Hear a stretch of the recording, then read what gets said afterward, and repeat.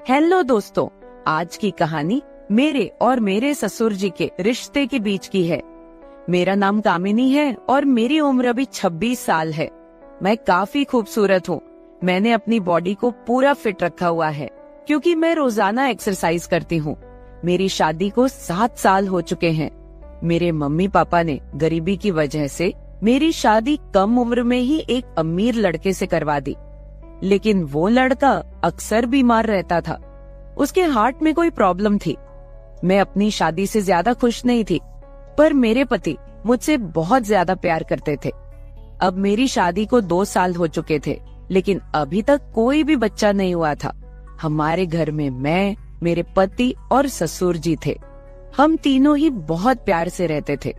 मेरे ससुर जी की उम्र 45 से 50 साल की होगी, लेकिन वो काफी जवान दिखते हैं क्योंकि उन्होंने अपने शरीर को पूरा फिट रखा हुआ है। फिर एक दिन मेरे पति की तबीयत ज्यादा खराब हो गई और उनकी मृत्यु हो गई।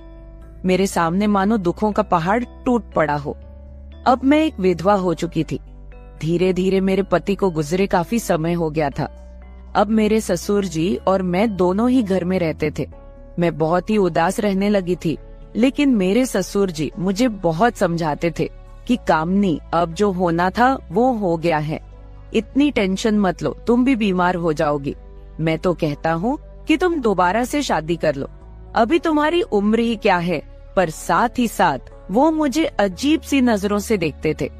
फिर मैं अपना घर चलाने के लिए जॉब करने लगी क्योंकि मेरे घर में अब कमाने वाला कोई नहीं बचा था। मैं दिन भर ऑफिस में रहती और शाम के 7 बजे तक घर आती।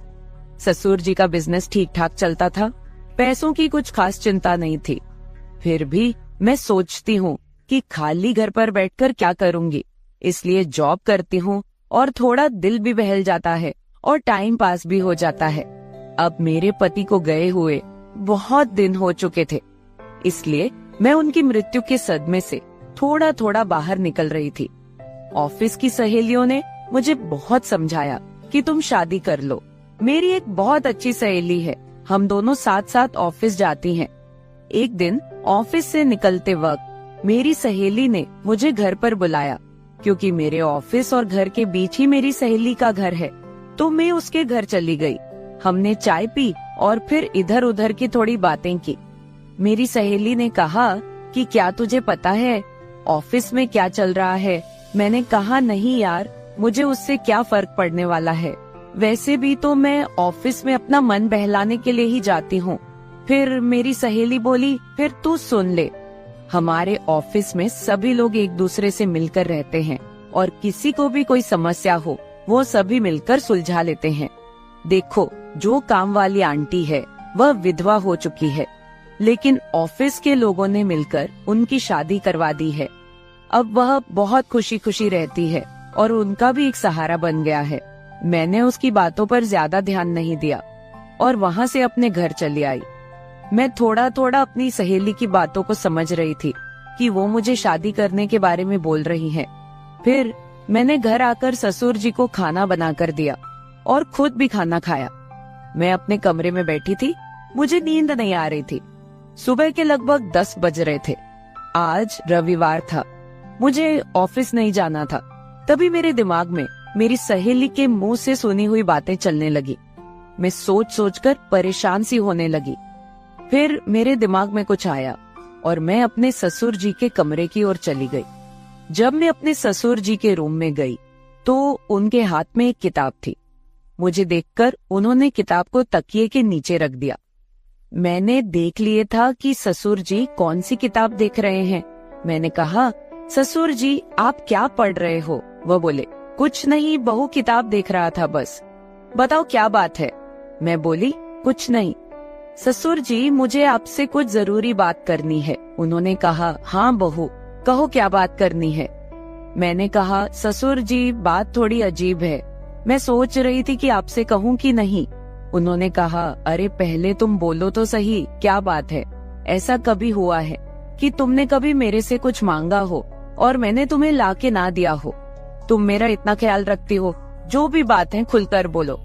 फिर मैंने हिम्मत करके ससुर जी को बोला कि अब मेरे पति की मृत्यु को 2 साल होने को आए हैं उनकी मृत्यु के बाद से मैं बड़ी मुश्किल से सदमे से बाहर आई हूँ। अभी मैं घर से बाहर जाती हूँ तो मुझे बड़ी दिक्कत होती है। आपको तो पता ही है कि विधवा औरत की तरफ लोग कैसी नजरों से देखते हैं और उसके बारे में लोग कैसी सोच रखते हैं। आपने मुझे बहुत बार बोला है कि तुम शादी कर लो। मैं चाहती हूँ कि आप मेरे लिए एक पति की खोज करो, क्योंकि अकेले मेरी जिंदगी मुझसे नहीं निकाली जा रही। मैं भी चाहती हूँ कि मेरा भी कोई जीवन साथी हो जो मेरे सुख दुख की बात करे और मुझे बहुत ज्यादा प्यार करे। आपको पता है, एक औरत की कई जरूरतें होती हैं जो सिर्फ पति ही पूरी कर सकता है। बाकी आपको पता ही है कि मेरे माँ बाप तो इतने गरीब हैं कि उन्होंने पता नहीं एक बार मेरी शादी कैसे कर्ज उठाकर की है। मैं अब उनको कोई तकलीफ नहीं देना चाहती।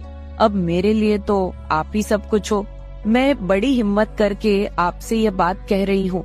मुझे विश्वास है कि आप मेरे लिए कुछ अच्छा ही करोगे। उसके बाद ससुर जी ने मुझे अपने पास बैठा लिया और मेरे साथ कुछ बातें करने लगे और मेरे सुख दुख को बांटने लगे। फिर ससुर जी मुझसे बोले, बहू, जिस चीज की तलाश तुम बाहर से कर रही हो वो चीज तुमको घर में ही मिल सकती है। अगर तुम चाहो तो मैं तुम्हारी सभी जरूरतों को पूरा कर सकता हूँ। ससुर जी की बात सुनकर तो मेरे होश ही उड़ गए। मैंने बोला, ससुर जी, मैं तो आपकी बेटी सामान हूँ, आप ये सब कैसे सोच सकते हैं? ससुर जी बोले, देखो बहू, तुम्हें पता है तुम्हारी सासू माँ की मृत्यु के बाद से मैं अकेला ही जिंदगी बीता रहा हूँ और जब से तुम्हारे पति की मृत्यु हुई है तुम भी अकेले जिंदगी बीता रही हो।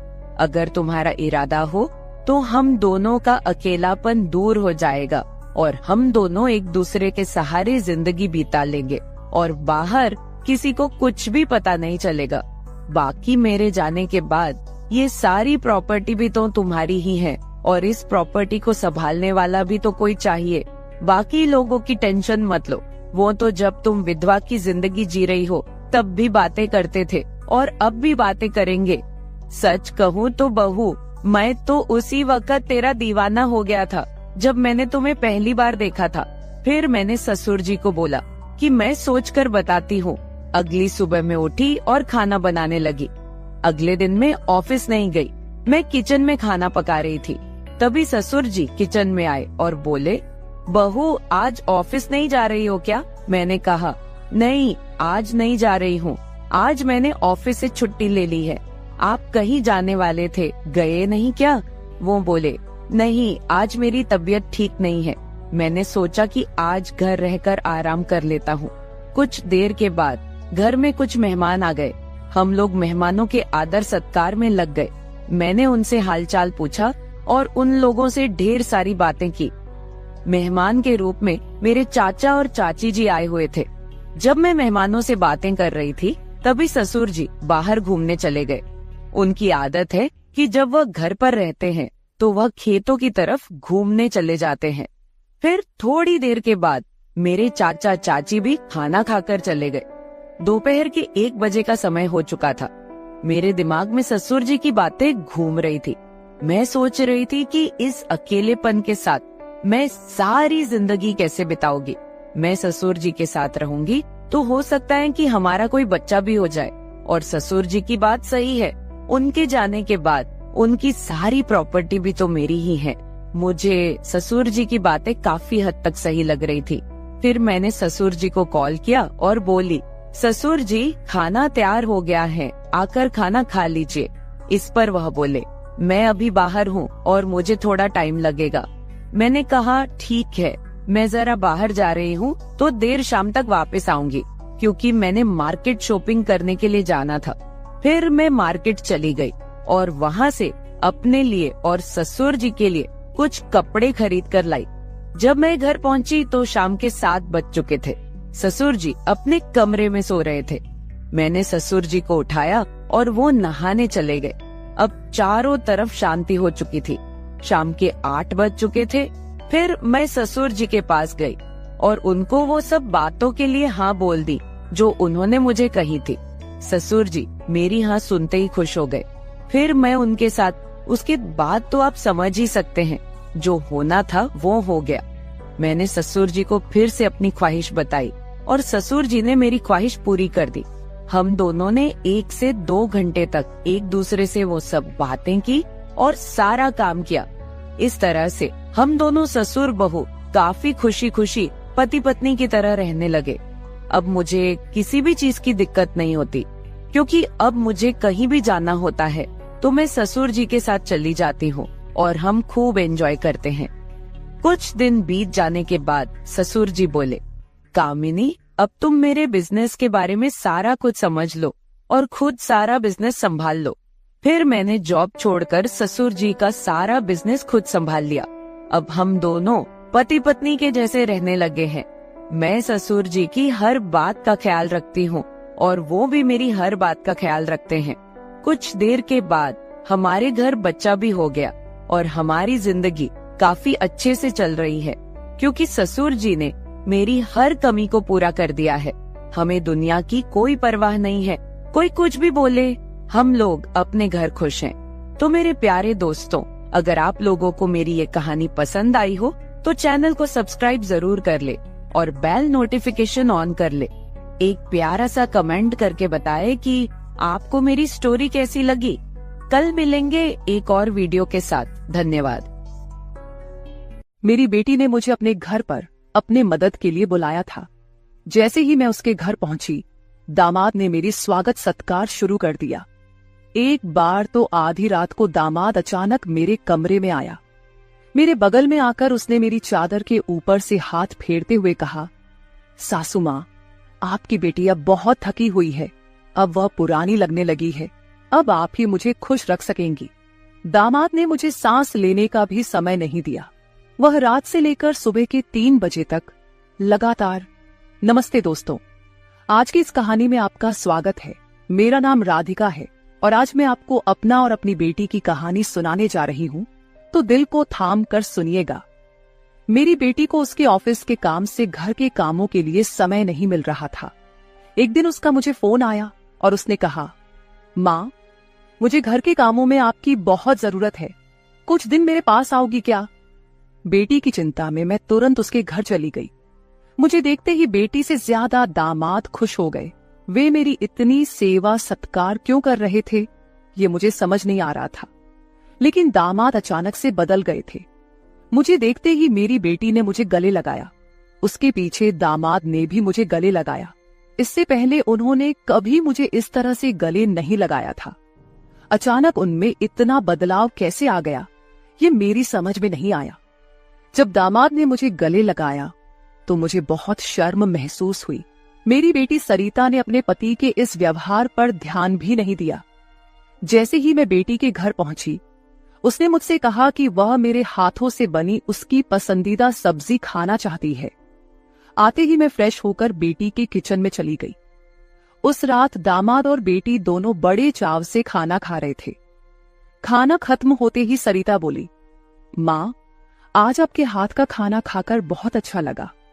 उसके कहने पर दामाद ने भी हामी भरते हुए कहा, मुझे तो ऐसा लग रहा है जैसे बहुत दिनों बाद पेट भरकर खाया हो। दामाद ने मेरी तारीफ किया तो सरिता ने अपने पति को गुस्से से देखना शुरू कर दिया। वह बोली, सुमित, मेरी माँ के सामने मेरी बुराई मत करो। तुम ऐसा बोल रहे हो जैसे मैं रोज खाना बनाती ही नहीं हूँ। क्या तुम रोज बाहर मेस में खाते हो? उन दोनों के बीच तू मैं शुरू हो गई।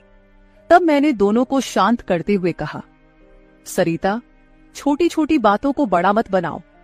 दामाद तो बस मजाक में तुम्हारे सामने मेरी तारीफ कर रहे होंगे। वैसे भी रोज तो मैं यहाँ नहीं रहती, तुम ही अपने पति का ख्याल रखती हो। शायद वे सिर्फ हंसी मजाक कर रहे हो। मैंने अपनी बेटी से यह कहा क्योंकि मैं दामाद को कुछ कह नहीं सकती थी। खाना खत्म होते ही सरिता हाथ धोकर अपने कमरे में चली गई। मैं डाइनिंग हॉल साफ करने लगी। मेरी मदद के लिए दामाद थे। वे बोले, सरिता को तो कोई परवाह ही नहीं है। माँ, इतने दिनों बाद आप घर आईं, फिर भी वह पहले ही दिन से आपके ऊपर सारा काम छोड़कर मोबाइल लेकर कमरे में चली गई। यही तो रोज का हाल है। दामाद की बात से सहमत होकर मैंने डाइनिंग टेबल से बर्तन उठाए। तभी दामाद भी मेरी मदद के लिए किचन में आ गए। किचन से जाते वक्त दामाद ने अचानक मेरे हाथ पकड़ लिए। फिर दामाद जी बोले, सासू माँ, सच में आपके हाथों में जादू है। आपके हाथ का खाना खाकर मन बहुत प्रसन्न हो गया। आगे भी मुझे आपके इस तरह के अलग अलग रूप देखने को मिलेंगे। मेरा न कोई साला है और न कोई साली। मेरे ससुराल में तो आप ही एक हैं। अब चाहे साला, साली और बहनोई की हंसी मजाक हो या सासू माँ की देखभाल, ये सभी रिश्ते आपको ही निभाने हैं। अब मैं आपको यहाँ से जल्दी जाने नहीं दूंगा। मुझे दामाद का प्यार समझ में आया, लेकिन इसके पीछे उनका क्या मकसद था, इस पर मैंने ज्यादा गहराई से सोचा नहीं था। इसी तरह कुछ दिन और बीत गए। मुझे बेटी के घर आए कुछ ही दिन हुए थे, तभी मैंने महसूस किया कि उन दोनों पति पत्नी के बीच कुछ ठीक नहीं था। लगातार 3 दिन से मुझे रात को उनकी बड़बड़ाहट और दामाद की आवाज उनके कमरे से सुनाई दे रही थी। वह बात प्रेम की तो बिल्कुल नहीं थी। उन दोनों के बीच कुछ गड़बड़ थी, ये मुझे साफ महसूस हो रहा था, क्योंकि जब से मैं वहां आई थी मैंने उन्हें कभी साथ में हंसते खेलते नहीं देखा था। एक दिन शाम को सरिता ऑफिस से जल्दी घर आ गई। उसे घर पर देख मैं 2 कप कॉफी लेकर उसके कमरे में चली गई। मुझे उससे थोड़ी बात करनी थी। कॉफी का बहाना लेकर मैं उसके कमरे में गई। मैंने उसके हाथ में कॉफी का कप दिया, लेकिन वह मुझसे बात करने के बजाय मोबाइल में व्यस्त थी। तब मैंने उसका मोबाइल खींचते हुए बोली, सरिता, क्या मुझे यहाँ बुलाने का मकसद यही है कि मैं तुझे मोबाइल खेलते हुए देखूं? मैं आई हूँ और तू मुझसे 2 मिनट भी बैठकर बात नहीं कर रही। अरे 2 शब्द माँ से तो बोल, और अगर तुझे बात नहीं करनी तो मुझे तुझसे बात करनी है। जैसे ही मैंने उसका मोबाइल छीन लिया, उसका ध्यान मेरी ओर हो गया। वह बोली, बोलो माँ, तुम्हें मुझसे क्या इतना जरूरी बात करनी है? तब मैंने उससे कहा, सरिता, तू खुद को इतनी कूल दिखाती है, क्या सच में तू वैसी ही है? क्या सच में तुम्हारे घर का माहौल इतना कूल है? मेरी बातों पर सरिता के चेहरे पर एक सवालिया निशान उभर आया। वह बोली, माँ, तुम क्या बोल रही हो? मुझे तो कुछ समझ में नहीं आ रहा। जो बोलना है सीधे बोलो। अब तुम टीचर नहीं हो और ना मैं तुम्हारी स्टूडेंट, जो तुम मुझसे इतने सख्ती से बात कर रही हो। सरिता के कंधे पर हाथ रखकर मैंने उससे कहा, अरे पिछले 3 दिनों से रात को मुझे तुम्हारे कमरे से तुम दोनों की बड़बड़ाहट सुनाई दे रही है। क्या तुम दोनों के बीच सब कुछ ठीक है? अभी तुम्हें बच्चा भी होना है। अभी से ही तुम्हारे बीच अनबन शुरू हो गई है। अभी तो तुम्हें साथ में पूरा जीवन बिताना है। ये सही तरीका नहीं है। मेरी बातों का जवाब देते हुए सरिता बोली, माँ, मुझसे कहने के बजाय समीर से कहो, क्योंकि हमेशा वही झगड़ा शुरू करता है। उस दिन भी देखा ना, कैसे वह खाने की टेबल पर मुझे कुछ भी बोल रहा था। फिर वह बोली, माँ, अब तुम ही बताओ, मैं ऑफिस में भी थक जाती हूँ। ऊपर से घंटों ट्रैफिक में फंसकर घर आना पड़ता है। अब 3 दिन से तुम घर आई हो तो मुझे थोड़ी राहत मिली है, नहीं तो रोटियां बेलते वक्त भी मेरी आंख लग जाती थी। अब इतनी थकान के बाद भी मैं समीर को कैसे समय दूं? समीर तो कुछ समझने को तैयार ही नहीं है। और वैसे भी तुम्हें यहाँ बुलाने का आइडिया उसी का था। वह कह रहा था कि सासू माँ के आने से तुम्हें भी थोड़ा आराम मिलेगा।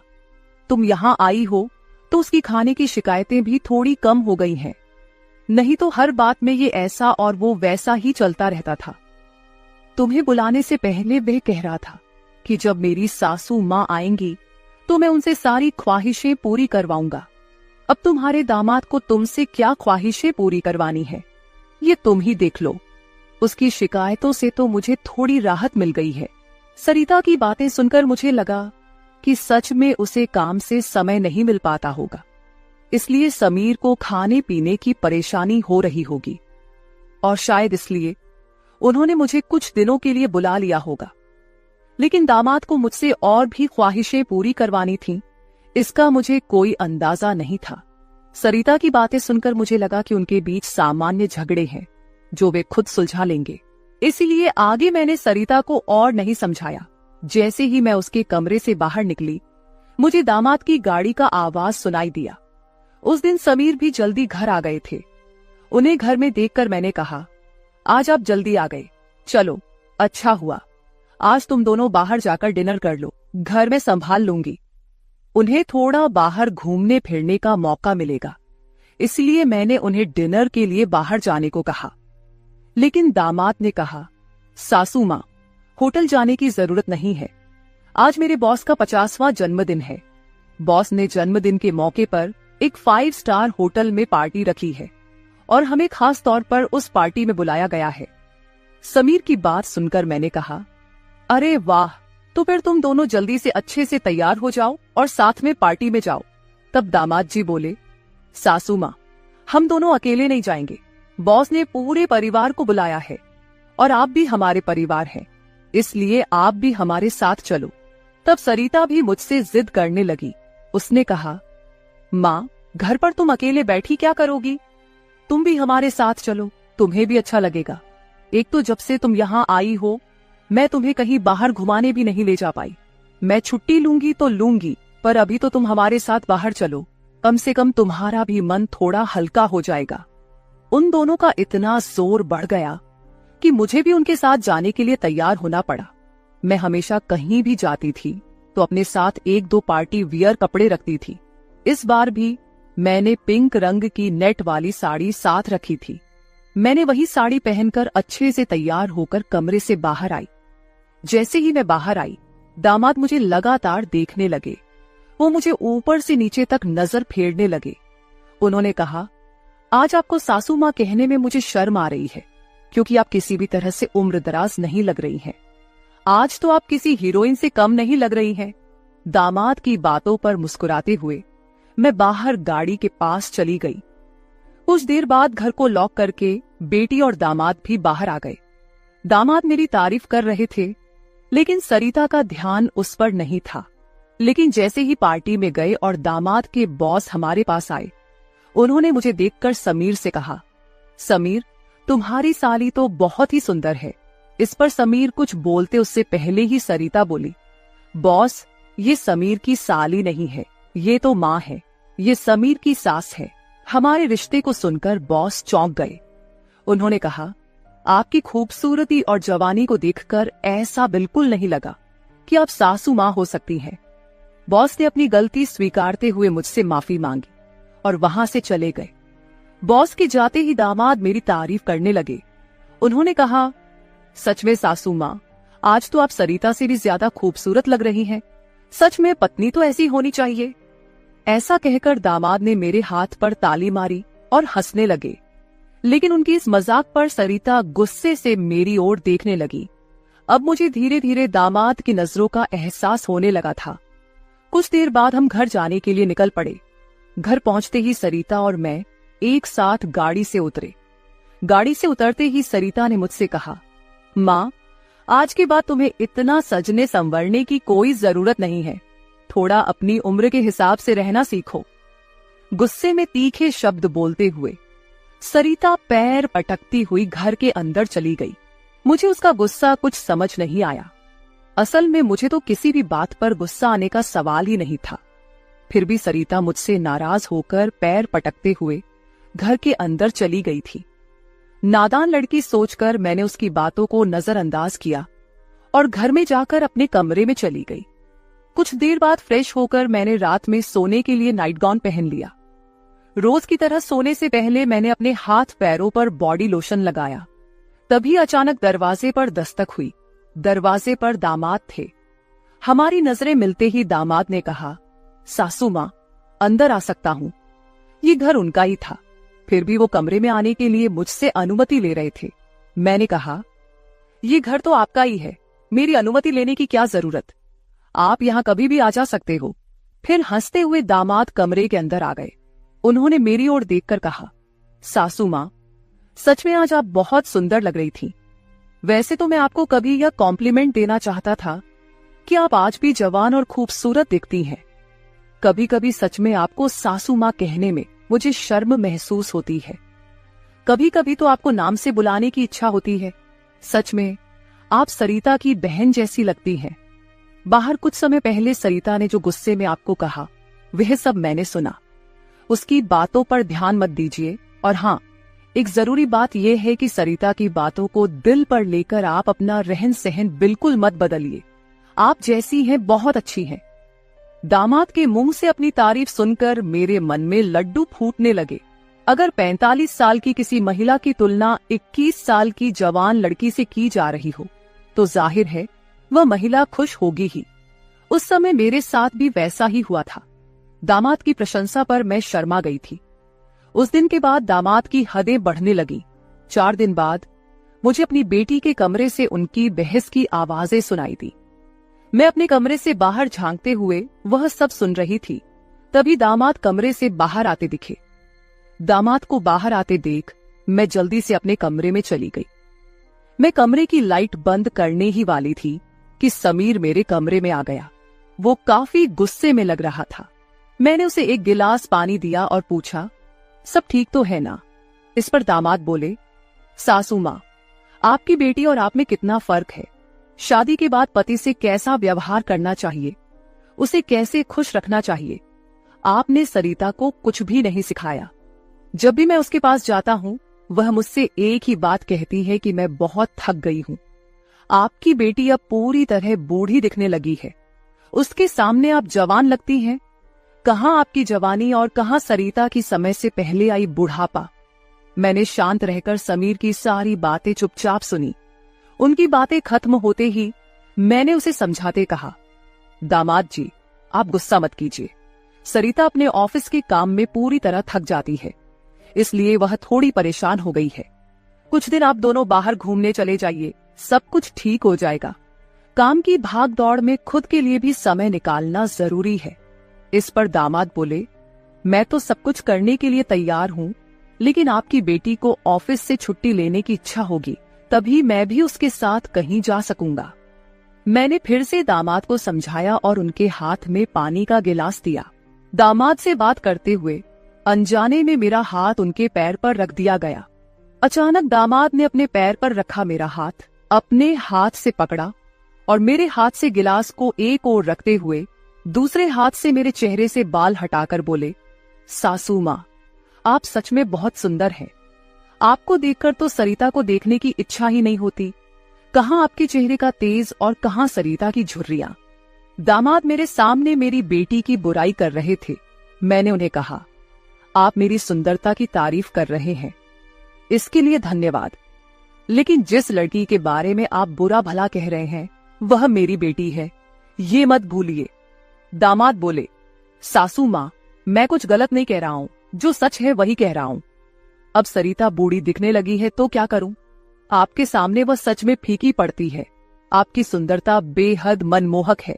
बोलते बोलते दामाद की नजर मुझ पर टिकने लगी थी।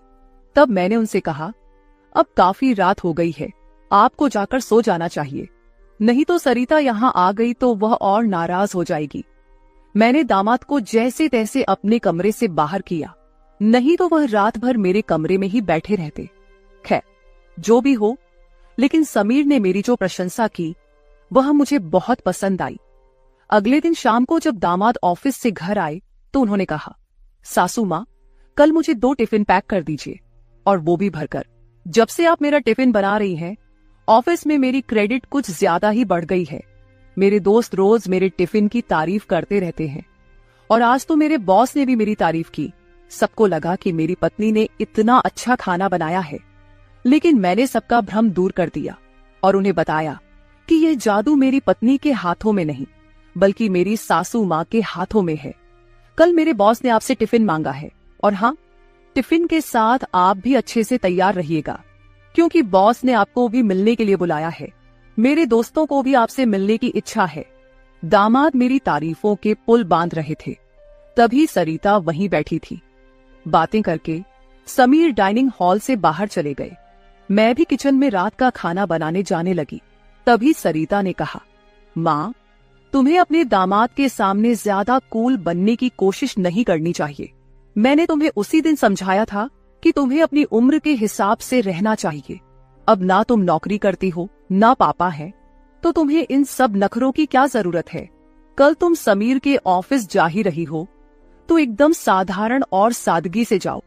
मुझे तुम्हारा यह टाप टिप रहना बिल्कुल अच्छा नहीं लगता। मेरी अपनी बेटी मुझ पर हुक्म चलाने लगी थी। उस समय मुझे सरिता की बातों पर बहुत गुस्सा आया। मैंने उससे कहा, सरिता, उस दिन मैंने तुम्हें बच्चा समझकर कोई जवाब नहीं दिया, लेकिन अब तुम्हारी हिम्मत बढ़ती जा रही है। याद रखना, मैं तुम्हारी मां हूं, ये मत भूलना। मुझसे बात करते समय अपनी जुबान का ख्याल रखो। एक बात तो तुम्हें भी अच्छे से पता है कि मुझे हमेशा से टाप-टिप रहने की आदत है। मैं अपनी आदत किसी के कहने से नहीं बदलूंगी। इंसान जितना अच्छा रहता है उतना ही फ्रेश दिखता है, यही मेरा मानना है। तुम चाहे कुछ भी कहो, मैं अपनी रहन सहन नहीं बदलने वाली। अगर किसी को बदलना है तो तुम खुद को बदलो, अपना चिड़चिड़ा स्वभाव बदलो।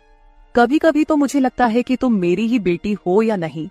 उस दिन पहली बार मैं अपनी बेटी से इतने गुस्से में बात कर रही थी। इससे पहले सरिता ने भी कभी मुझसे इतने कटु शब्दों में बात नहीं की थी। इसलिए उससे गुस्सा होकर मैं किचन में चली गई।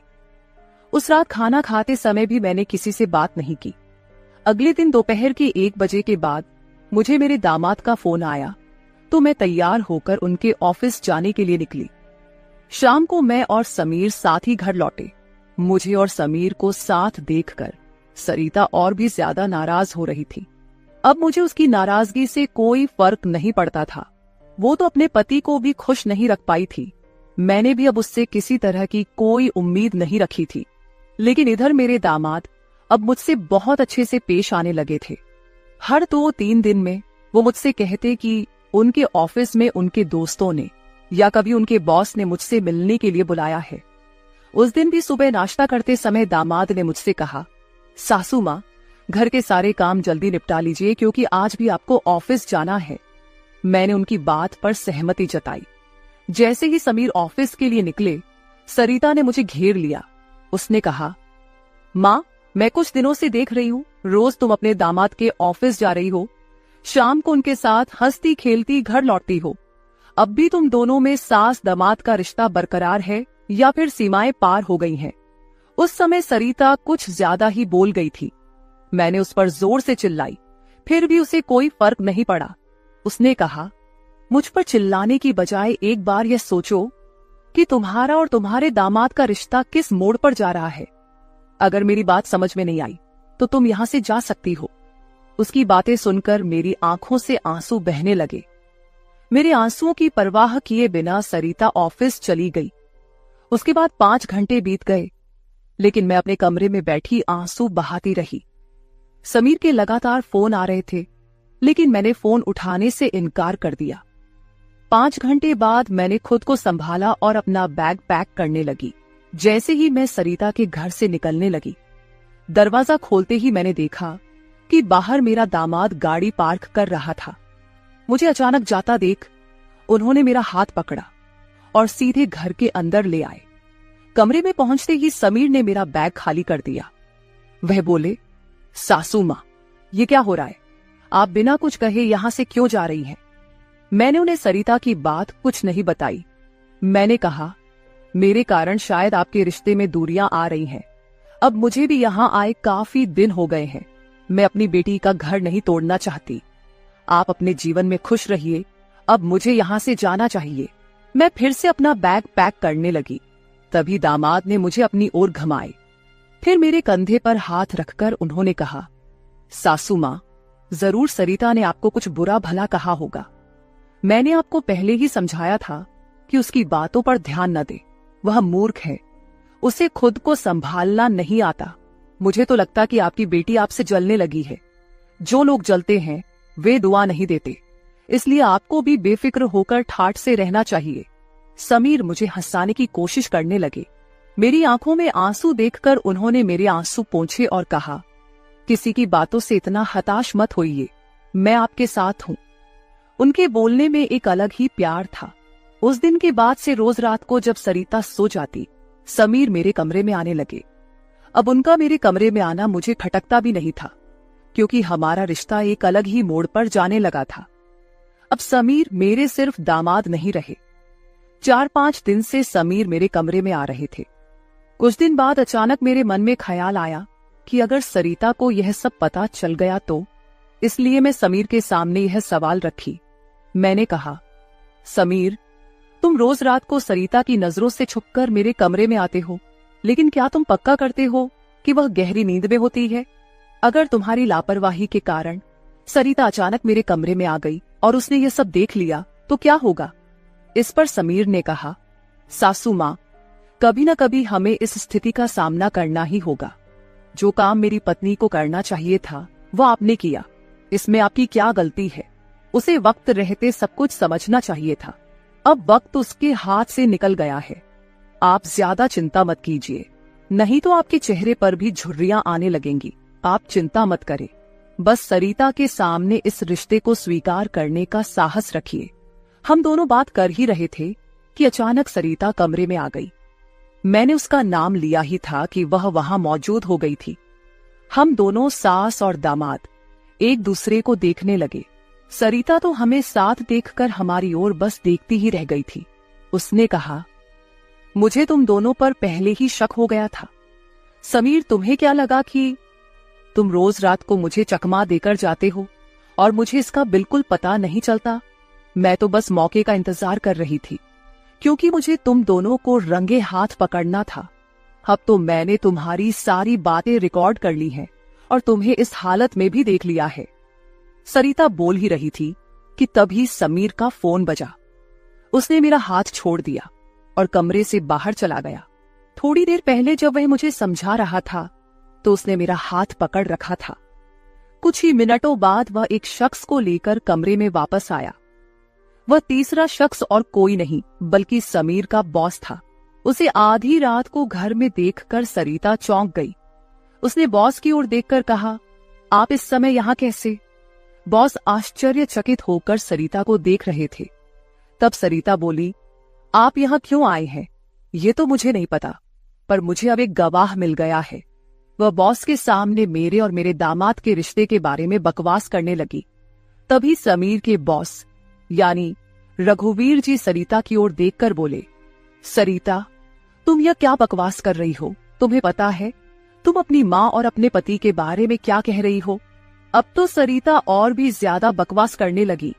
तभी समीर उस पर चिल्लाया। उसने कहा, मैं अभी तक सब सुन रहा था।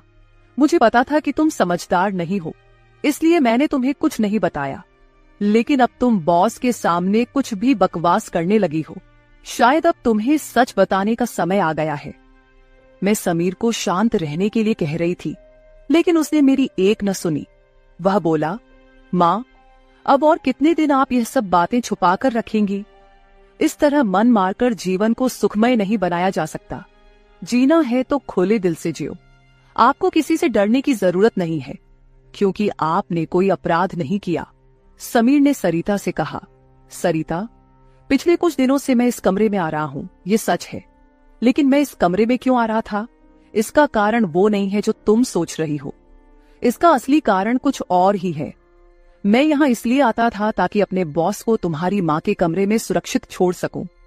मैं तुम्हारी माँ के साथ नहीं बल्कि मेरे बॉस होते थे। जिस दिन हम बॉस के जन्मदिन की पार्टी में गए थे, उस रात जब हम पार्टी से घर लौटे थे, तो मैंने तुम्हारी माँ को उनके कमरे में रोते हुए देखा था। उसी रात बॉस ने मुझसे तुम्हारी माँ का फोन नंबर भी लिया था। उस रात बॉस बार बार तुम्हारी माँ को फोन कर रहे थे। उस रात जब मैं अचानक तुम्हारी माँ के कमरे में गया तो मैंने उनके फोन में बॉस के कई मिस्ड कॉल देखे। अगले दिन मैंने बॉस से इस बारे में पूछा, तभी मुझे सच्चाई पता चली। एक समय था जब तुम्हारी माँ और बॉस एक ही कॉलेज में पढ़ते थे। इतना ही नहीं, उन दोनों के बीच प्यार भी था, लेकिन घर वालों के दबाव के कारण वे अपना जीवन एक साथ नहीं बिता सके। पर किस्मत ने 30 साल बाद उन्हें एक बार फिर से आमने सामने खड़ा कर दिया। तुम्हारी माँ कुछ बोलने के लिए तैयार नहीं थी, लेकिन बॉस की वजह से मुझे उन दोनों के रिश्ते के बारे में पता चला। तब से मैंने जानबूझकर कभी दोस्तों का बहाना बनाया तो कभी बॉस का, ताकि तुम्हारी माँ और बॉस को एक दूसरे से मिलवा सकूं।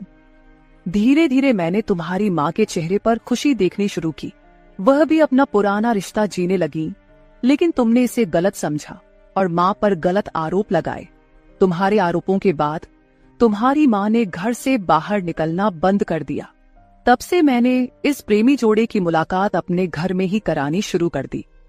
तुम्हारी माँ जानती थी कि तुम इस उम्र में उनके और बॉस के रिश्ते को स्वीकार नहीं करोगी, इसलिए उन्होंने कभी तुमसे खुलकर बात नहीं की। लेकिन अब मुझे लगता है कि उन्हें अपनी जिंदगी का फैसला खुद करने देना चाहिए। सरिता बोली, समीर, तुम मेरी माँ को उनके प्रेम से मिलने के लिए इतना प्रयास कर रहे थे, तुम दामाद होकर भी कोई आपत्ति नहीं कर रहे थे और मेरी माँ को एक बार फिर से जीने का मौका दे रहे थे। मैं आगे बढ़ी और सरिता से आंसू भरी आंखों के साथ बोली, मुझे माफ कर दे बेटी, मुझे इस उम्र में यह सब नहीं करना चाहिए था, मुझे रघुवीर से फिर से नहीं मिलना चाहिए था। लेकिन तू चिंता मत कर, सुबह होते ही मैं यहां से चली जाऊंगी। मैं रघुवीर से कभी नहीं मिलूंगी। इस उम्र में मुझे यह बातें तुम्हारे मुंह से सुनने से पहले ही मैं यहां से चली जाती हूं। मेरी आंखों में आंसू देखकर सरिता बोली, मां, मुझे माफ कर दो, मैंने तुम्हें समझा ही नहीं, ना मैंने कभी तुम्हारे अकेलेपन को महसूस किया। अब वो समय तो बीत गया, पर अगर तुम मेरे लिए जी सकती हो तो फिर मैं तुम्हारी खुशी में क्यों नहीं शामिल हो सकती। तुम्हारे समय में दादा ने तुम्हारी शादी नहीं होने दी होगी, लेकिन अब मैं उनके नक्शे कदम पर नहीं चलूंगी। मैं तुम्हें और बॉस को आपके आगे के जीवन के लिए ढेर सारी शुभकामनाएं देती हूं। बॉस मुझे मेरे पिता के रूप में स्वीकार है। बेटी की सहमति सुनकर मेरी आंखों में आंसू भर आए। रघुवीर भी मेरी तरह ही अपने जीवन में अकेले थे।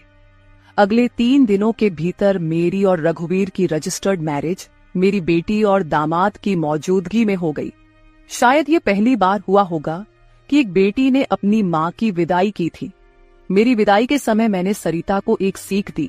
मैंने उससे कहा, सरिता, पैसा सब कुछ नहीं होता, इसीलिए हमेशा पैसे के पीछे भागना छोड़कर कभी अपने परिवार पर भी ध्यान देना चाहिए। कर्तव्यों से भागकर ना तो जीवन पूरा होता है, ना ही खुशियां मिलती हैं। अब समय आ गया है कि तुम अपनी जिम्मेदारियों पर ध्यान दो। सरिता ने मुझसे वादा किया कि आगे से वो अपने घर की जिम्मेदारियों को निभाने में पीछे नहीं हटेगी। मेरी विदाई होते ही सरिता ने पूरे 20 दिनों की छुट्टी ली। शादी के 2 साल बाद मेरी बेटी और दामाद एक बार फिर हनीमून पर गए। तो दोस्तों, शादी और प्यार की कोई उम्र नहीं होती। जहां दिल मिलते हैं वहीं रिश्ते भी अपने आप बन जाते हैं। बस जरूरत होती है एक दूसरे को समझने की। तो मेरे प्यारे दोस्तों, यह थी हमारी आज की छोटी सी कहानी। आपको ये कहानी कैसी लगी कमेंट करके जरूर बताएं। अगर आप ऐसी ही और भी इंटरेस्टिंग और रोमांटिक कहानियां सुनना चाहते हो तो चैनल को सब्सक्राइब जरूर कर ले और बेल आइकॉन ऑन कर ले, ताकि आपको मेरी आने वाली नई वीडियो की सूचना तुरंत मिल सके। कल मिलेंगे एक और नई कहानी के साथ। धन्यवाद।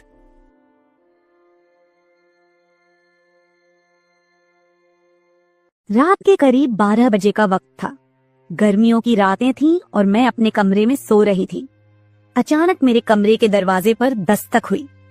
पहले तो मैं थोड़ा डर गई, लेकिन फिर सोचा शायद मेरा भाई ही होगा, क्योंकि घर में मेरे और भाई के अलावा कोई और नहीं था।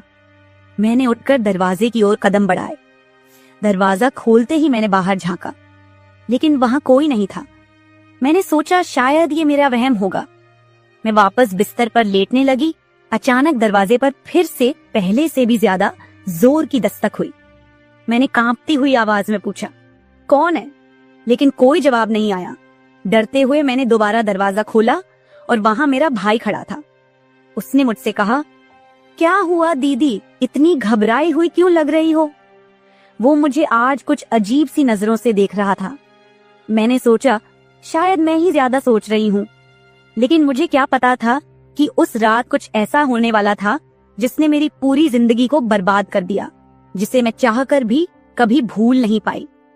अब मैं आपको अपनी जिंदगी का वो सच बताने जा रही हूँ जिसे मैंने आज तक सबसे छुपा कर रखा था। यह सच ऐसा है जो मेरी हर रात की नींद और हर दिन का सुकून छीन ले गया। इसे सुनने के बाद शायद आपकी रूह कांप उठेगी। दोस्तों, कहानी सुनने से पहले दिल थाम कर बैठिएगा, क्योंकि कहानी बहुत ही खतरनाक होने वाली है। अगर चैनल पर पहली बार आए हैं तो चैनल को सब्सक्राइब जरूर कर लीजिएगा। तो चलिए कहानी शुरू करते हैं। मेरी उम्र 20 साल हो चुकी थी और मैंने नया नया जवानी की दहलीज पर कदम रखा था। मैं कॉलेज में 2nd ईयर की पढ़ाई कर रही थी। उन दिनों गर्मी का मौसम था और हमें कॉलेज से छुट्टियां मिल गई थीं। रोज की तरह आज भी पूरे घर की सफाई करने के बाद मैं अपने बिस्तर पर आराम कर रही थी। थकान से चूर होकर ऐसा लग रहा था जैसे पूरा बदन अकड़ गया हो। मैं अपने बिस्तर पर लेटकर सुकून पाने की कोशिश कर रही थी और हाथों से अपने सिर की मसाज कर रही थी। अचानक मेरा भाई राहुल मेरे कमरे में आया और दरवाजा बंद करके कहने लगा, क्या हुआ दीदी, तबीयत तो ठीक है? मैंने कहा, क्या भाई, मम्मी सारा काम मेरे सर पर डालकर चली जाती हैं। कॉलेज की छुट्टियां क्या हुई, सारे घर की जिम्मेदारी मुझ पर आ गई है। ऊपर से काम वाली बाई भी छुट्टी पर है। मुझसे नहीं होते ये घर के काम। मेरी बात सुनकर वह मेरे पास आकर बैठ गया और कहने लगा, मेरी प्यारी बहन, कोई बात नहीं, मैं अभी तुम्हारे लिए दूध लेकर आता हूँ, उसे पियोगी तो सुकून मिल जाएगा। राहुल की बात सुनकर मैं मुस्कुरा दी और कहा, बस तुम खाना बाहर से ले आना, मैं थोड़ी देर सोऊंगी तो मेरी तबीयत कुछ बेहतर हो जाएगी। राहुल कमरे से निकल गया। कुछ देर बाद ठंडे दूध के गिलास के साथ वह वापस आया। मुझे उस पर बहुत प्यार आया। दुनिया में बहुत कम ही ऐसे भाई होते हैं जो अपनी बहनों का इतना ख्याल रखते हैं। मैं उसे ढेर सारा आशीर्वाद देने लगी और उसका लाया हुआ दूध पीने लगी। दूध पीने के बाद मैं अपने बिस्तर पर लेट गई। राहुल कहने लगा, चलो दीदी, मैं तुम्हारा सिर दबा देता हूँ, तुम सो जाओ। वह मेरे पास बैठ गया और अपने हाथों से मेरा सिर दबाने लगा। उसके हाथों से मुझे सुकून मिलने लगा और मेरे सर का दर्द भी कम हो गया था। मैं आंखें मूंद कर लेट गई और कुछ ही देर में मैं गहरी नींद सो गई। मुझे कोई भी होश नहीं था कि मैं कितने घंटे तक सोती रही। जब मेरी आंख खुली तो मैंने घड़ी पर टाइम देखा। रात के 9 बज चुके थे। शायद थकावट की वजह से मुझे वक्त का एहसास ही न हुआ। मम्मी और पापा भी ऑफिस से वापस आ चुके थे। मुझे कुछ भी समझ नहीं आ रहा था और मेरा पूरा शरीर दर्द कर रहा था। मैं बिस्तर से उठकर बाथरूम जाने लगी। तभी मुझे चक्कर आ गए। मुझे ऐसा लग रहा था जैसे सब कुछ घूम रहा हो और अगर दीवार का सहारा नहीं लिया होता तो शायद गिर जाती। खुद को संभालते हुए मैं फ्रेश होकर बाहर आई। देखा कि सभी खाने के टेबल पर बैठे हुए थे और मेरे आने का इंतजार कर रहे थे। मैं जाकर आराम के साथ कुर्सी पर बैठ गई। मेरी हालत काफी खराब हो चुकी थी और थकावट से मेरा पूरा बदन दर्द कर रहा था। राहुल ने देखा कि मैं थकी हुई हूँ तो तुरंत मम्मी से कहने लगा, मम्मी देखिए, अंजलि दीदी पर काम का बोझ थोड़ा कम डाला करे। अरे, अगर काम वाली नहीं आ रही तो उसकी जगह किसी और को रख ले। यह बेचारी सारा दिन काम करके थक जाती है। देखें तो इसकी रंगत भी पीली पड़ चुकी है। वाकई में मेरी हालत दिन ब दिन खराब होती जा रही थी। मम्मी और पापा दोनों ही काम करते थे क्योंकि सिर्फ पापा की जॉब से घर का खर्चा चलना मुश्किल था। साथ ही हमारी पढ़ाई का खर्च भी काफी था। इसलिए मम्मी भी उसी कंपनी में काम करती थी जहां पापा। हम दोनों भाई बहन कॉलेज जाते थे, लेकिन गर्मी के मौसम में छुट्टियां होने की वजह से घर पर ही थे। मैंने एक बात नोटिस की थी कि पिछले कुछ हफ्तों से राहुल मेरे कुछ ज्यादा ही करीब होने लगा था। जब से मुझे कॉलेज से छुट्टियां मिली थीं, तब से वह मेरा कुछ ज्यादा ही ख्याल रखने लगा था। अगर मैं घर का कोई काम करती तो वह आकर मदद करने लगता। कभी कभी काम करते वक्त मुझे थकावट महसूस होती तो वह मुझे आराम से बिठाकर मेरा सिर दबा देता। जब मैं उसे मना करती तो वह हंसते हुए कहता, नहीं दीदी, तुम बहुत काम करती हो, अब मेरा हक बनता है कि तुम्हें सुकून दो। मैं उसे रोक नहीं पाती और चुपचाप लेटी रहती। लेकिन एक रात जो हुआ उससे मेरे होश उड़ गए थे। क्या राहुल कभी ऐसा कर सकता था? मैं अपने कमरे में सो रही थी। आधी रात के करीब मुझे महसूस हुआ कि जैसे कोई मेरे कमरे में आकर खड़ा हो गया हो।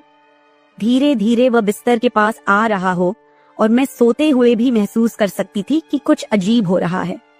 मुझे तुरंत झटका सा लगा और मैंने आंखें खोल दी। कमरा पूरी तरह से अंधेरे में डूबा हुआ था और जब मैंने उठकर देखा तो अंदर कोई नहीं था। बस कमरे का दरवाजा थोड़ा सा खुला हुआ था और मुझे याद था कि मैं हमेशा सोने से पहले दरवाजा बंद करके सोती थी। तो फिर वह कैसे खुला था? मैं चुपचाप उठकर दरवाजे को लॉक करने लगी। फिर से बिस्तर पर जाकर सोने की कोशिश की, लेकिन जैसे ही मेरी आंखें बंद हुईं, मुझे फिर से कुछ कदमों की आहट सुनाई दी। जैसे कोई बिस्तर के पास आकर बैठा हो, और फिर मुझे लगा जैसे कोई मेरे पास आकर अपना हाथ बढ़ा रहा हो। मैंने पलटकर देखा, लेकिन कोई नहीं था। मेरी धड़कन तेज हो गई थी और मुझे घबराहट होने लगी थी। मैंने घबराते हुए कमरे की लाइट ऑन की और दरवाजा खोलकर बाहर झांका, लेकिन वहां कोई नहीं था। आज से पहले ऐसा कभी नहीं हुआ था जो अब हो रहा था। मुझे प्यास लगी तो मैं कमरे का दरवाजा खोलकर बाहर निकली। उसी वक्त राहुल भी अपने कमरे से बाहर निकला। मुझे देखकर उसने पूछा, क्या बात है, आप अभी तक जाग रही हैं? मैंने जवाब दिया, कुछ नहीं, बस ऐसा महसूस हुआ जैसे कमरे में कोई मौजूद हो। पानी पीकर मैं दोबारा कमरे में आई और पीछे पीछे वह भी आ गया। उसने कहा, आपको डरने की जरूरत नहीं है। अगर आपको डर लग रहा है तो मैं आपके पास सो जाता हूँ। मैंने उसे मना किया, नहीं, तुम्हें परेशान होने की जरूरत